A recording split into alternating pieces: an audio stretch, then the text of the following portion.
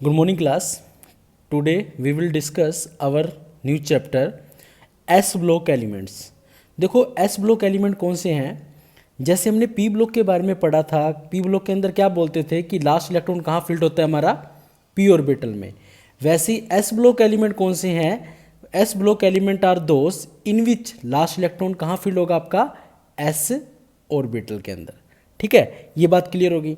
अब आपने second chapter के अंदर पढ़ा था कि जो एस सबशेल होता है उसके अंदर एक सिंगल ऑर्बिटल ही होता है और सिंगल ऑर्बिटल कितने इलेक्ट्रॉन को कंटेन करता है? 2 इलेक्ट्रॉन को कंटेन करता है. ये हम अच्छी तरह जानते हैं. अब देखो क्या है, एस ब्लॉक के अंदर दो फैमिली को डिस्कस किया जाता है, group number first and group number second. जो आपका ग्रुप नंबर फर्स्ट है हम उनको क्या बोलते हैं? Alkali metal. और जो ग्रुप नंबर सेकंड है हम उनको क्या बोलते हैं? Alkaline earth metal. ठीक है, ग्रुप नंबर फर्स्ट का क्या मतलब है? जिसके वैलेंस इलेक्ट्रॉन 1 है. ग्रुप नंबर सेकंड का मतलब क्या है? जिसके वैलेंस इलेक्ट्रॉन 2 है. अब इसकी जनरल इलेक्ट्रॉनिक कन्फिगरेशन देख लो, NS1 और NS2. ग्रुप नंबर फर्स्ट का NS1 और ग्रुप नंबर 2 का NS2. अब देखो मैंने अभी आपको एक बात बोली कि ये एल्केली मेटल्स हैं. ठीक है, एल्कली मेटल बोला जाता है. क्यों? क्योंकि इस मेटल के ऑक्साइड यानी इस फैमिली के जो मेटल ऑक्साइड है वो बेसिक नेचर के होते हैं. और ठीक है, बेसिक नेचर का तो हो ही गया. बेसिक नेचर है तो इसका मतलब क्या है? हाइड्रोक्साइड बनाएंगे. कब? जब वो वाटर के साथ रिएक्ट करते हैं और वो स्ट्रोंगली एल्केलाइन इन नेचर होते हैं. समझ रहे हो? स्ट्रोंगली एल्केलाइन इन नेचर, जैसे NaOH KOH जो भी बनेगा. सिमिलरली ग्रुप 2 के लिए इनके जो ऑक्साइड है या हाइड्रोक्साइड है वो भी एल्केलाइन नेचर के होते हैं, मगर ये स्ट्रोंगली होते हैं और ग्रुप ये वाले कम होते हैं. मतलब उस जिसकी फिजिकल और केमिकल प्रॉपर्टी रिसेंबर कर दे Al2O3. Al2O3 को हम क्या बोलते हैं? एल्यूमिना. ठीक है, और ये एल्यूमिना हमें कहाँ मिलता है? अर्थ में. ठीक है, which are found in earth crust. इसीलिए हम ग्रुप नंबर 2 को क्या बोलते हैं? Alkaline earth metal. राइट, क्योंकि इनकी फिजिकल और केमिकल प्रॉपर्टी एल्यूमिना ऑक्साइड से मैच करती है और एल्यूमिना हमें कहाँ मिलता है? कहाँ से मिलता है हमें? अर्थ क्रस्ट पे. ठीक है, ये चीज़ हो गया हमारा ये पूरा. अब नेक्स्ट देखो क्या है, group number first. Group number first यानी कि valence electron 1, general electronic configuration NS1. Right, element देखो क्या है? Hydrogen, lithium, sodium, potassium, rubidium, caesium. इसको याद करने का तरीका क्या होगा?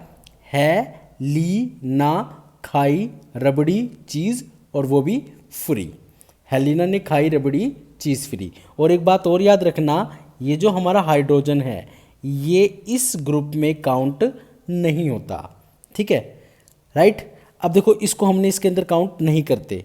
एक्चुअल में क्यों नहीं करते ये हम इसलिए बताएंगे क्योंकि ग्रुप नंबर फर्स्ट और ग्रुप नंबर 17 ये दोनों के अंदर लाई जाता है.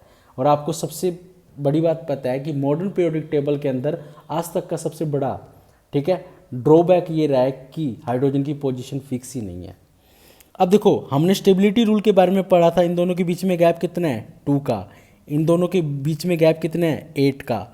देन 8 का, फिर 18 का, फिर 18 का, देन 32. यानी अगर आप इस गैप को सही ढंग से याद करते हो तो आप एटॉमिक नंबर को इजीली फाइंड आउट कर सकते हो. अब जनरल कन्फिगरेशन देखो क्या है? 1s1 लिथियम का 3 है, 1s2 2s1.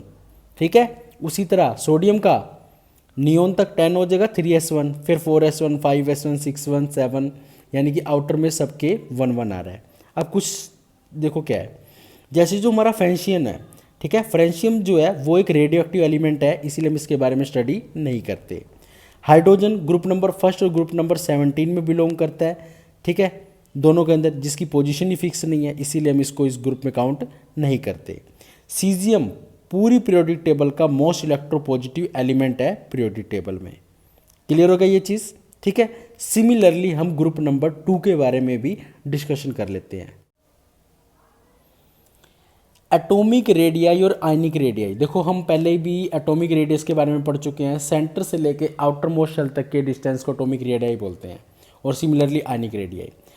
Up to down जाते हैं तो हमारा क्या होता है? साइज इंक्रीज होता है. तो इसका मतलब क्या है?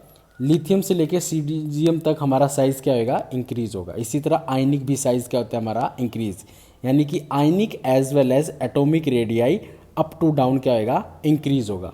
सिमिलरली इलेक्ट्रोपॉजिटिव करेक्टर, आपका इलेक्ट्रोपॉजिटिव करेक्टर लिथियम से लेके सीजियम तक ऑटोमेटिक इंक्रीज होगा as the size will increase. हो गया ये दोनों चीज़ें। आगे देखो,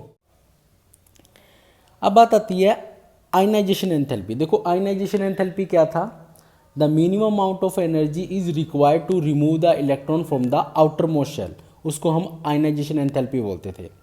ठीक है, electropositive is inversely proportional to ionization, या आप बोल दो atomic size is inversely proportional to ionization, जिसका जितना बड़ा साइज होगा उतनी उसकी आयनाइजेशन एनर्जी कम लगेगी।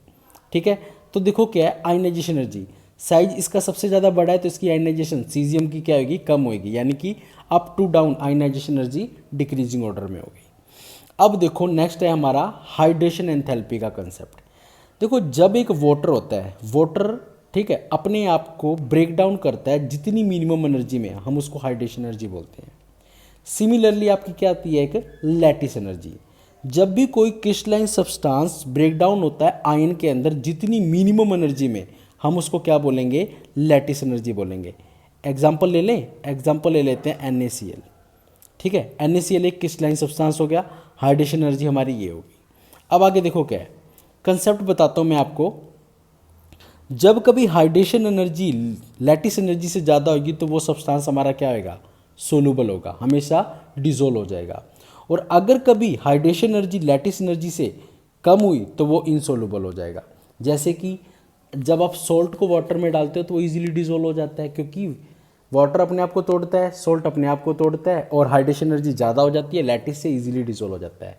बट जब एक स्टोन वाटर के अंदर पड़ा होता है उसकी लैटिस एनर्जी ज़्यादा होती है, क्योंकि वो अपने आप को तोड़ता नहीं है, तोड़ पाता भी नहीं है, क्योंकि उसकी तोड़ने के लिए ज़्यादा एनर्जी लगती है। हालांकि आप सबको पता है कि नदियों में जो स्टोन पड़े होते हैं वाटर फ्लो में होता है, फिर भी उसके साथ स्ट्राइक करने के बावजूद भी इतना ब्रेक डाउन नहीं कर पाता। अगर ब्रेक डाउन कर लेता तो उसके अंदर अपने आप सारा डिजोल्व हो जाता। इसका मतलब जो उन नदियों में स्टोन पड़े हैं उनकी लैटिस एनर्जी ज़्यादा है as compare to hydration energy, इसीलिए वो इनसोल्यूबल होते हैं। ठीक है, और उसी हाइड्रेशन एनर्जी के कॉन्सेप्ट पे लिथियम से लेके सीजियम तक उसका डिक्रीजिंग ऑर्डर में हमने ये लगा दिया। ठीक है, और लिथियम का सबसे ज़्यादा हाइड्रेशन एनर्जी होता है, क्यों, क्योंकि इसका साइज़ क्या होता है, स्मॉल होता है, अकॉर्डिंग टू द क्या, फजान रूल। ठीक है, और मैं आपको एक बात और बता देता हूँ, जिसकी जितनी ज़्यादा हाइड्रेशन एनर्जी होगी उतनी ज़्यादा उसकी आयन और कंडक्टेंस की मोबिलिटी कम होएगी। इन्वर्सली प्रोपोर्शनल होते हैं ये दोनों। ठीक है, अब आगे देखो एक चीज़ और बताता हूँ, ये फजान रूल क्या होता है।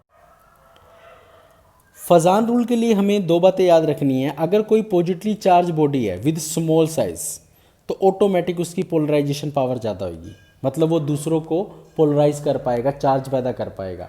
यानी कि जिसका साइज छोटा है ऑटोमेटिक चार्ज ज़्यादा होएगा, उसके ऊपर इलेक्ट्रॉन की डेंसिटी भी ज़्यादा होगी, ऑटोमेटिक वो दूसरे के अंदर अपोजिट चार्ज क्रिएट कर पाएगा और इजीली मूव कर पाता है। और जितना ज़्यादा नेगेटिवली चार्ज होता है, ठीक है, उसकी उतनी ज़्यादा पोलराइजेबिलिटी होती है। नेगेटिवली चार्ज होएगा वो कम मूव कर पाएगा। कम मूव कर पाने का मतलब क्या है, ठीक है, खुद को कोई आए तो उसको पोलराइज कर दे, उसकी पोलराइजेबिलिटी यानी खुद को करने की पावर होती है। ये जो मैं आपको बता रहा हूँ लिथियम एक्वस के अंदर, ठीक है, एक एक्वस Na पॉजिटिव एक्वस, ये हमारा इंक्रीजिंग ऑर्डर में, ये हमारा नीट और IIT में क्वेश्चन बहुत बार आया हुआ था पिछली बार। ठीक है, लिथियम, सोडियम और इस तरह सीजियम, इसी तरह ये पॉजिटिव में एक्वस, याद रखना, याद रखने की चीज़ है। हाइड्रेशन में उल्टा होता है, एक्वस में इसका उल्टा होता है। अब हम डेंसिटी का कंसेप्ट ले लेते हैं। देखो डेंसिटी क्या होता है, mass by volume. Down the group जाएं तो हमें सबको पता है साइज़ क्या होता है, इंक्रीज होता है। तो लिथियम से लिथियम, उसके बाद सोडियम आना था, फिर पोटेशियम, बस इसका ट्रेंड उल्टा हो जाता है। क्योंकि जो हमारा पोटेशियम होता है, पोटेशियम के बारे में डिस्कशन करें तो 19 1s2 आर्गन, फिर क्या हो जाएगा हमारा, आर्गन के बाद एक इलेक्ट्रॉन और इंक्रीज करना है हमारा। ठीक है, तो आर्गन के बाद यानी इसके अंदर जो 3D आता है हमारा, 3D ऑर्बिटल, वो क्या होता है, वैकेंट हो जाता है।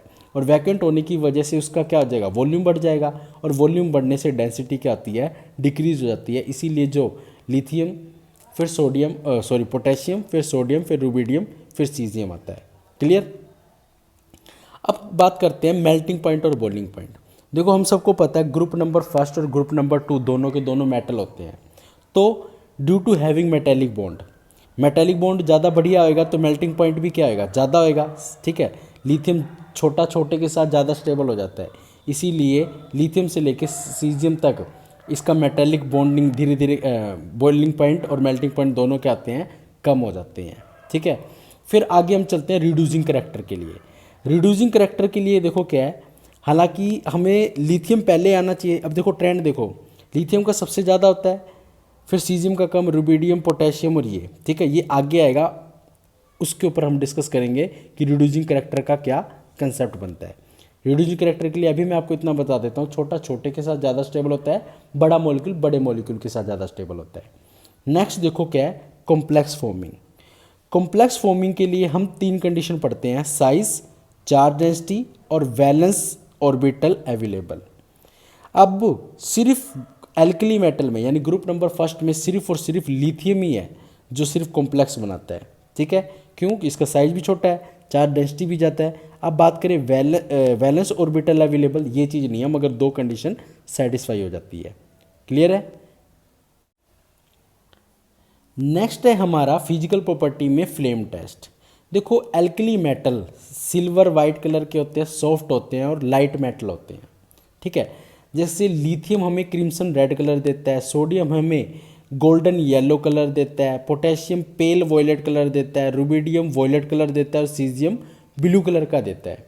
देखो हमेशा एक बात मैं आपको बेसिक रूल बता देता हूँ केमिस्ट्री में कलर का। देखो आपको पता है कि कलर का क्या चीज़ है, इस चीज़ को मैंने इस फॉर्म में डिफाइन किया है। अनपेड, देखो ग्रुप नंबर फर्स्ट है तो अनपेड इलेक्ट्रॉन होंगे। अनपेड इलेक्ट्रॉन जैसे ही फ्लेम टेस्ट है तो हीट मिलेगी, हीट मिलने की वजह से वो ग्राउंड स्टेट से एक्साइटेड स्टेट की तरफ मूव करेगा। और आप सबको पता है एक्साइटेड स्टेट के ऊपर 10⁻⁸ सेकंड तक ही वो इलेक्ट्रॉन रह सकता है। और वहाँ पर अगर इलेक्ट्रॉन रहेगा तो इतने टाइम बाद वो क्या करेगा, अनस्टेबल फील करेगा। और अनस्टेबल फील करने की वजह से वो क्या करेगा, बाद में वो दोबारा ग्राउंड स्टेट की तरफ आएगा और उस केस में ये एनर्जी को एमिट करेगा in the form of colour. यही वर्डिंग मैंने लिख रखी है, due to having unpaired electron in a ground state it will absorb the energy in ground state and move to the excited state. Due to unstable, it will come back to the ground state and emit energy in the form of color. उसकी वजह से ये हमें different colour देते हैं, अलग अलग compound अलग अलग कलर। क्लियर है, कलर का कंसेप्ट क्या है। सिमिलरली हमें ग्रुप नंबर 2 के बारे में, अब मेरा जो इसी के साथ जो नेक्स्ट होएगा ग्रुप नंबर 2 का, मैं ग्रुप नंबर फर्स्ट के साथ कंपैरिजन के साथ आपको एक्सप्लेन करूंगा। क्लियर। अब ग्रुप नंबर 2 के देखो एटॉमिक नंबर 4, 12, 20, 38, 56 और ठीक है क्या है 88। इनके बीच का भी गैप देखो क्या है 8, 8, 18, 18, 32। ठीक है, बेरिलियम, मैग्नीशियम, कैल्शियम, स्कोर्डियम, बैरियम और रेडियम। ठीक है, बेटा मांगे कार स्कूटर बाप राजी। ठीक है, हम रेडियम के बारे में नहीं पढ़ते, ये भी एक रेडियो एक्टिव के अंदर काउंट होता है। एस ब्लॉक एलिमेंट, देखो एस ब्लॉक के अंदर हमने ग्रुप नंबर फर्स्ट और ग्रुप नंबर सेकंड दोनों पढ़ा। ठीक है, ग्रुप नंबर फर्स्ट को हम ऑलरेडी डिस्कस कर चुके हैं, अब हम ग्रुप नंबर सेकंड को डिस्कस करते हैं जो कि एल्केलाइन अर्थ मेटल है। ये रीज़न भी बता चुका। फिजिकल प्रॉपर्टी में देखने लायक देखो क्या दोनों का डिफरेंस। जब हम अप से डाउन जाते हैं तो लिथियम से लेके सीजियम तक एटॉमिक और आयनिक दोनों इंक्रीज हुए थे, जो मैं आपको पहले बता चुका हूँ। बेरिलियम के केस में क्या आएगा, बेरिलियम के केस में भी एटॉमिक और आयनिक दोनों डाउन द ग्रुप इंक्रीज होंगे। ठीक है, सेकंड कॉन्सेप्ट देखो हमारा क्या था, डेंसिटी के रिलेटेड। डेंसिटी का मैंने आपको बताया था, डेंसिटी क्या होता है हमारा, मास बाय वॉल्यूम। ठीक है, हमने यहाँ पर देखा क्या कि पोटेशियम का सोडियम के कंपैरिजन में क्या था, डेंसिटी कम था। रीज़न क्या था, क्योंकि इसकी जो 3D थी, ठीक है 3D ऑर्बिटल इसका क्या था, वैकेंट था, जिसकी वजह से वॉल्यूम इंक्रीज हो गया और वॉल्यूम इंक्रीज होने की वजह से डेंसिटी डिक्रीज हो गई थी। सिमिलरली जो आपको ग्रुप नंबर सेकंड के अंदर नज़र आ रहा है, पहले बेरिलियम का आना चाहिए था, बट यहाँ पर सबसे कम कैल्शियम का, मैग्नीशियम का आ जाता है, फिर बेरिलियम का आ जाता है, वैकेंट हो जाता है। ठीक है, अब आगे चीज़ देखो क्या है, आयनाइजेशन का कंसेप्ट। आयनाइजेशन एनर्जी के लिए मैंने आपको बताया था, ionization energy is inversely proportional to क्या, किसकी इन्वर्सली प्रोपोर्शनल होता है, एटॉमिक साइज के। ठीक है, इसी तरह बेरिलियम का भी down the group size increase होगा तो आयनाइजेशन एनर्जी भी डिक्रीज होगी, कोई डिफरेंस नहीं है। रिड्यूसिंग करेक्टर के लिए मैंने आपको एक बात बोला था, रिड्यूसिंग करेक्टर में हमेशा याद रखना लिथियम का रिड्यूसिंग करेक्टर सबसे ज़्यादा होता है, क्योंकि लिथियम का रिडक्शन पोटेंशियल नेगेटिव होता है। दूसरी बात, लिथियम का हाइड्रेशन एनर्जी भी ज़्यादा होती है क्योंकि इसका साइज स्मॉल होता है। ये दो चीज़ लिथियम के बारे में याद रखना। इस केस में क्या आता है, बेरिलियम का डाउन दी ग्रुप यानी कि जैसे जाता है तो इसकी हम एक बात बोलते हैं क्या, कि रिड्यूसिंग करेक्टर में इसमें कोई खास फर्क नहीं पड़ता, मतलब फ़र्क पड़ता ही नहीं। हाइड्रेशन के केस में मैंने क्या लिया था, लिथियम का बोला था हाइड्रेशन एनर्जी ज़्यादा होती है गोरो के कंपैरिजन में, बेरिलियम का भी सेम वही रहेगा। एक्वस के केस में मैंने आपको लिथियम का बताया था कि हाइड्रेशन और एक्वस अपोजिट होते हैं, सिमिलरली बेरिलियम के केस में भी वही रहेगा। ठीक है, ये मेल्टिंग और बॉइलिंग पॉइंट के लिए मैंने आपको बताया था, मेल्टिंग पॉइंट जैसे कि group number first unpaired electron यानी कि मेटेलिक बॉन्ड शो कर रहा है, यानी कि ग्रुप नंबर 2 भी क्या आएगा, 2 इलेक्ट्रॉन है मगर मेटल है तो इजीली ये करेगा, तो सेम पैटर्न रहेगा। ठीक है, किसके लिए, मेल्टिंग पॉइंट के लिए। बट बॉइलिंग पॉइंट का ग्रुप नंबर सेकंड में क्या फ़र्क पड़ता है, बेरिलियम का सबसे ज़्यादा होता है। ठीक है, फिर उसके बाद हमारा क्या आता है, बेरिलियम, फिर बेरियम, कैल्शियम, स्कोंडियम और मैग्नीशियम। ऐसा क्या चेंज हो जाता है कि जो मैग्नीशियम, ठीक है, इसको हम कैसे याद रख सकते हैं, बेटा बापू गए कार लेने सॉरी मैडम। ठीक है, इस तरीके से हम इसको याद कर सकते हैं। इसके अंदर वेरिएशन क्या आता है, देखो इसके अंदर जो बॉइलिंग पॉइंट का वेरिएशन आ जाता है, डाउन दी ग्रुप चले जाते हैं तो साइज़ बढ़ जाता है, साइज़ बढ़ने की वजह से इलेक्ट्रॉन ईजिली प्रोवाइड कर देता है हमारा बेरियम। ठीक है, एक बात और याद रखना, बेरियम और मैग्नीशियम दोनों अपने ग्रुप में एक्सेप्शन प्रॉपर्टी शो करते हैं, क्योंकि इन दोनों के अंदर, ठीक है, हाई क्या होता है, आयनाइजेशन एनर्जी हो जाती है, जिसकी वजह से ये एक्सेप्शनली ज़्यादा चलते हैं। कॉम्प्लेक्स फॉर्मिंग के लिए मैंने आपको बताया था साइज, चार्ज डेंसिटी और वैकेंट ऑर्बिटल। ठीक है, ग्रुप नंबर फर्स्ट के अंदर लिथियम ही ओनली कॉम्प्लेक्स बनाता था, बट ग्रुप नंबर 2 के अंदर देखो क्या है, बेरियम एंड मैग्नीशियम कॉम्प्लेक्स बनाते हैं। ठीक है, बेरियम के लिए अगर मैं F के साथ देखूं तो BeF42 नेगेटिव और वाटर के साथ बना के टेट्राहेड्रल बनाता है। इसी तरह एल्यूमिनियम ये हमें बना रहा है। ठीक है, बेरियम एल्यूमिनियम के साथ डायगोनल रिलेशनशिप शो करता है, ये भी बताऊंगा मैं। यहाँ पर कई बार एक क्वेश्चन अराइज होता है, ठीक है, कि which of the following is not possible, तो 4 ऑप्शन दे रखे हैं, फर्स्ट और सेकंड नॉट पॉसिबल होता है। फ्लेम टेस्ट के लिए मैंने आपको क्या बोला था, फ्लेम टेस्ट के लिए वही ग्राउंड स्टेट से एक्साइटेड में जाएगा, रीज़न वही है, ग्राउंड स्टेट से एक्साइटेड में जाएगा, एक्साइटेड में अनस्टेबल फील करेगा, वापस आएगा, एनर्जी एमिट करेगा। बट बेरियम और मैग्नीशियम कभी भी कलर नहीं शो करते फ्लेम पे, क्योंकि इनकी हाई आयनाइजेशन एनर्जी होती है, ये अपने इलेक्ट्रॉन को बहुत ही ज़्यादा टाइटली बाउंड करके रखते हैं, और बाकी कैल्शियम, स्कोंडियम और बेरियम ये सारे कलर शो करते हैं। अब बात आती है केमिकल प्रॉपर्टी के लिए, दोनों को कंपेयर करके चलोगे तो बहुत ईजिली कर लाओगे। देखो रिएक्टिविटी के बारे में बात होगी, डाउन दी ग्रुप दोनों के अंदर साइज बढ़ता है, लिथियम से सीजियम, बेरियम से बेरियम, बेरिलियम से बेरियम। सबसे पहला बात आता है रिएक्शन विद हाइड्रोजन। ठीक है, अगर ये हाइड्रोजन से रिएक्शन करेगा तो देखो यहाँ पे हम मैं दिखा देते हैं, मेटल यानी कि लिथियम, सोडियम, पोटेशियम, रुबिडियम और सीजियम हाइड्रोजन से रिएक्ट करके MH बनाएगा, मेटल हाइड्राइड। ठीक है, और उसी मेटल हाइड्राइड को अगर वाटर में डालोगे तो मेटल हाइड्रोक्साइड बनाएगा और हाइड्रोजन गैस को रिलीज करेगा। सिमिलरली ग्रुप नंबर 2 के लिए चलो, मेटल हाइड्रोजन से रिएक्ट करके मेटल हाइड्राइड बना देगा। ठीक है, जैसे MgH2। और एक बात याद रखना, बेरिलियम अकेला है जो एल्केलाइन अर्थ मेटल में काउंट नहीं होता। ठीक है, ग्रुप नंबर 2 का पार्ट है बट एल्केलाइन अर्थ मेटल का पार्ट नहीं है।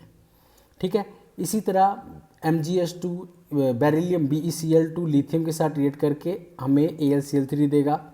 ठीक है, और एक बात और याद रखना, कैल्शियम हाइड्राइड है, ठीक है, जो हाइड्रोलिथियम के अंदर यूज़ होता है, यानी CaH2 जो कि हाइड्रोजन गैस प्रोडक्शन का काम करता है। नेक्स्ट देखो थर्मल स्टेबिलिटी, मैं आपको पहले भी बता चुका हूँ पी ब्लॉक में, थर्मल स्टेबिलिटी का मतलब क्या है, जिसका बॉइलिंग पॉइंट जितना ज़्यादा है उसकी थर्मल स्टेबिलिटी उतनी ज़्यादा है। ठीक है, हम यहाँ पे इसको रिड्यूसिंग करेक्टर के रिस्पेक्ट में लेते हैं। सबसे ज़्यादा रिड्यूसिंग करेक्टर किसका होता है, लिथियम का होता है। ठीक है। अगर वो रिड्यूसिंग करेक्टर ज़्यादा है तो उसका थर्मल स्टेबिलिटी भी क्या होगी, कम होगी, ठीक है। इन्वर्सली प्रोपोर्शनल चल रहे हैं आपस में। अब और एक बात देखो, LiS से लेके CH, ठीक है।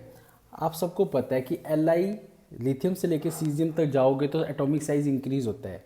और एक बात याद रखना, यहाँ पर एक कंसेप्ट है, बड़ा बड़े के साथ स्टेबल होता है और छोटा छोटे के साथ, यानी CH, ठीक है। होना क्या चाहिए था, CH, यानी कि सीजियम हाइड्राइड इजीली दे देना चाहिए था। बट लिथियम की क्या होती है, हाइड्रेशन पावर ज़्यादा होती है, जिसकी वजह से ये स्ट्रॉन्गेस्ट रिड्यूसिंग एजेंट का काम करता है। यानी कि सबसे ज़्यादा लिथियम हाइड्राइड इजीली दे पाता है, बट और सबसे कम कौन देगा, हमारा पोटेशियम, ठीक है। ये एक एक्सपेरिमेंटल प्रूव्ड है। सिमिलरली बैरियम के लिए होगा, बैरियम से लेके बेरिलियम से लेके बैरियम तक, ठीक है। हमारी जो नेक्स्ट केमिकल प्रॉपर्टी है वो हमारी ऑक्साइड की है। ग्रुप नंबर फर्स्ट जो ऑक्साइड होते हैं लिथियम, वो नॉर्मल ऑक्साइड बनाता है, बट जो सोडियम है वो अपना परऑक्साइड बनाता है। परऑक्साइड का मतलब O2 2 negative, right. Super oxide के केस में क्या होता है, हमारा सुपर ऑक्साइड के केस में होता है O2 1 नेगेटिव, ठीक है। तो यानी कि देखो, लिथियम नॉर्मल ऑक्साइड बनाएगा, सोडियम परऑक्साइड बनाएगा, और सुपर ऑक्साइड कौन सा बनाएगा, पोटेशियम, रुबिडियम और सीजियम, ठीक है। और इनके कलर होने का रीज़न देखो क्या है, कलर होने के दो रीज़न बताए थे, एक्साइटेड होना और अनपेयर्ड का। तो कलर होने का रीज़न देखो, अगर मैं इनके ऑक्साइड पे लूँ, ठीक है, ऑक्साइड पे लूँ तो नॉर्मल ऑक्साइड, फिर परऑक्साइड, फिर सुपर ऑक्साइड, समझ रहे हो। नॉर्मल ऑक्साइड, फिर परऑक्साइड, यानी कि सुपर ऑक्साइड, यानी कि सुपर ऑक्साइड के अंदर ये डिक्रीजिंग ऑर्डर बता दिया उसने पैरामैग्नेटिक का, यानी कि नॉर्मल ऑक्साइड, फिर परऑक्साइड, फिर सुपर ऑक्साइड, डिक्रीजिंग ऑर्डर में शो कर रहा है ये पैरामैग्नेटिक के अकॉर्डिंग, ठीक है। सिमिलरली अब मैं बात करूं ग्रुप नंबर 2 के अंदर, तो बेरिलियम और मैग्नीशियम दोनों ने ऑक्साइड बना दिए नॉर्मल, बट जो अदर ग्रुप होते हैं वो हमारे कौन से शो करते हैं, ओनली परऑक्साइड। और यही परऑक्साइड कलर शो करते हैं due to the lattice defect, ठीक है। और ये परऑक्साइड कौन से नेचर के होते हैं, हमारे डाई मैग्नेटिक नेचर के होते हैं, ठीक है। ये चीज़ हमारी थोड़ी सी याद करने वाली। अब देखो ग्रुप नंबर फर्स्ट ऑक्साइड बनाएंगे, and oxide are basic in nature, तो down the group basic character हमारा इंक्रीज होगा। सिमिलरली ग्रुप नंबर 2 के अंदर भी सेम चलेगा, ठीक है। अब एक बात याद रखना, मान लो कई बार ये आता है कि K2O, हमारा जो सुपर ऑक्साइड है ना, उसके अंदर पैरामैग्नेटिक करेक्टर थोड़ा सा ज़्यादा होता है, ठीक है। कई बार क्वेश्चन आएगा आपके NCERT में भी है। अब हाइड्रोक्साइड के बारे में बात करा, down the group hydroxide, obvious सी बात है बेसिक करेक्टर इंक्रीज होगा ग्रुप नंबर फर्स्ट और सेकंड दोनों के लिए, ठीक है। अब हम बात करते हैं ग्रुप नंबर फर्स्ट के अंदर, जो लिथियम ही अकेला एक ऐसा एलिमेंट है जो नाइट्रोजन के साथ हमारा क्या बनाता है, बॉन्ड बनाता है और नाइट्राइड बना देगा, ठीक है। नाइट्राइड यानी N3 नेगेटिव, ठीक है। सिर्फ लिथियम अकेला रिएक्ट करता है, और ये मैंने आपको बता दिया Li3N। क्यों क्या रीज़न हो जाता है इसका, और जो अदर एलिमेंट है ना उनको हम क्या करते हैं, कैरोसिन, यानी ग्रुप नंबर फर्स्ट के एलिमेंट को कैरोसिन वगैरह के कैरोसिन ऑयल में कैप्ट करते हैं। कैरोसिन ऑयल में कैप्ट करने का रीज़न क्या हो जाता है, ताकि वो ब्लास्ट ना कर पाए, ठीक है। ये चीज़ हो गया हमारा, ठीक है। अब आगे चलो, नेक्स्ट वाटर के साथ रिएक्ट करेगा, मेटल नॉर्मल वाटर के साथ। देखो लिथियम बहुत ही लेस रिएक्टिव होता है, सोडियम और पोटेशियम इजीली रिएक्ट कर लेते हैं, मगर जो रुबिडियम और सीजियम है ये वाटर के साथ रिएक्ट करते ही एक्सप्लोजन का काम शुरू कर देते हैं। सिमिलरली ग्रुप 2 के अंदर अगर देखो वाटर से रिएक्ट करेंगे तो हाइड्रोक्साइड बनाएंगे, बट बेरिलियम वाटर के साथ रिएक्ट नहीं करता, साइज बहुत ज़्यादा स्मॉल होता है और इजीली बॉन्ड नहीं बना पाता। मैग्नीशियम रिएक्ट करेगा तो हॉट वाटर के साथ करता है। कैल्शियम, स्कोंडियम और जो हमारा बेरियम है, ये तीनों के तीनों कोल्ड वाटर के साथ रिएक्ट करते हैं, ठीक है। तीनों के तीनों कोल्ड वाटर। अब आता है नाइट्राइड। नाइट्राइड का मतलब क्या होता है, N3 नेगेटिव। ओनली लिथियम अभी बताया था मैंने आपने रिएक्ट करता है, ठीक है।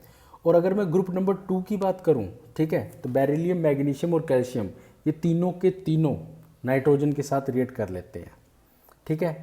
कार्बाइड के केस में भी यही है। कार्बाइड क्या होता है, C2 के ऊपर 2 नेगेटिव चार्ज आ जाए वो हमारा कार्बाइड होता है, ठीक है। ये सिर्फ और सिर्फ नीट वालों के लिए है ये वाला क्वेश्चन, कार्बाइड के ऊपर कैसे बनते हैं। नेक्स्ट आता है हमारा हैलाइड। देखो हैलाइड का केस हम डिस्कस करते हैं हैलोजन का। MX, इसको हाइड्रोजन हैलाइड बोलते हैं। यानी जब भी कभी मेटल हाइड्रोक्साइड हैलाइड से रिएक्ट करे, ठीक है, तो MX और वाटर निकाल देगा। इसी तरह मेटल ऑक्साइड इससे रिएक्ट करेगा तो हमारा MX निकाल देगा, ठीक है। यानी कि अगर मैं हैलाइड की बात करूं तो फ्लोराइड, क्लोराइड, ब्रोमाइड और आयोडाइड, इनकी स्टेबिलिटी का ऑर्डर है। इसी हिसाब से LiCl, NaCl, KCl, RbCl और CaCl, इनका ये डिक्रीजिंग ऑर्डर में बनता है, ठीक है। हो गया क्लियर। अगर आप देखो इनके अंदर एक डिफरेंस चीज़ बता देता हूँ। LiCl यहाँ पर नेगेटिव सेम आ रहा है, नेगेटिव सेम आ रहा है तो सबसे ज़्यादा स्टेबल कौन सा होगा? Li वाला। और जब देखो क्या है, पॉजिटिव सेम आए तो सबसे ज़्यादा स्टेबल कौन सा होगा? हमारा आयोडाइड वाला, ठीक है। अगर नेगेटिव सेम आता है तो छोटा वाला स्टेबल होता है, लिथियम वाला, ठीक है। और अगर हमारा पॉजिटिव सेम आता है तो हम किसको? नेगेटिव को फेवरेबल करते हैं, ठीक है। इसी तरह बेरिलियम क्लोराइड के केस में हम डिस्कस कर देंगे इसका कैसे बनता है। नेक्स्ट देखो क्या है हमारा, पोटेशियम, रुबिडियम और सीजियम, ये जो हैलाइड है ये अदर हैलोजन के साथ हमारा पॉली हैलाइड्स बनाते हैं। जैसे Ki, ठीक है, I2 के साथ Ki3 बना देगा, ठीक है। सीजियम ब्रो के साथ Cr ये बना देगा।